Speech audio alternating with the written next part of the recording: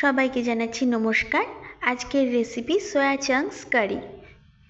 প্রথমে একটা বাটিতে আমরা পটল টমেটো টুকরো করে নিয়েছি, দিয়ে দিচ্ছি সঙ্গে আদা কুচি, পেঁয়াজ কুচি, লঙ্কা কুচি আর রসুন কুচি।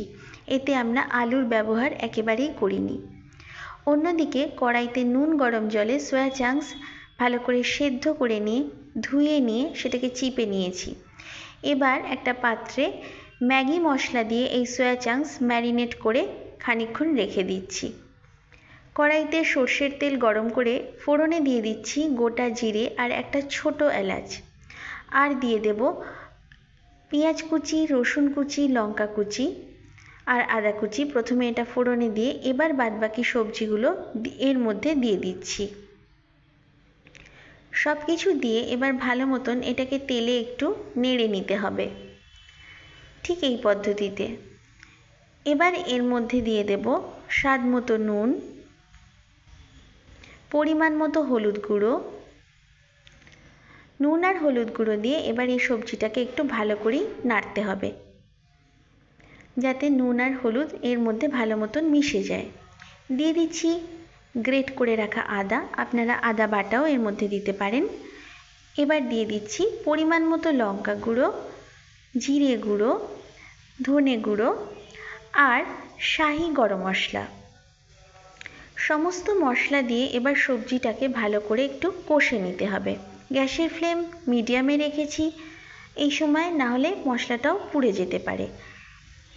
ভালো করে নাড়াচাড়া করে নিয়ে এর মধ্যে দিয়ে দেব ম্যাগি মশলা দিয়ে ম্যারিনেট করে রাখা সয়াবিন বা সয়া চাংস। সয়া চাংস দিয়ে এবার ভালো করে এই সবজির সাথে এটাকে কষে নিতে হবে। দিয়ে দিচ্ছি ঘরে পাতা ফেটিয়ে রাখা টক দই। যেহেতু আমরা টক দই ব্যবহার করেছি তাই এখানে একটু মিষ্টিও আমরা দিয়েছি। 1 চামচ বা 2 চামচ মতো আপনারাও এখানে একটু চিনি দিয়ে দেবেন, তাহলে এটা খেতে ভালো হয়।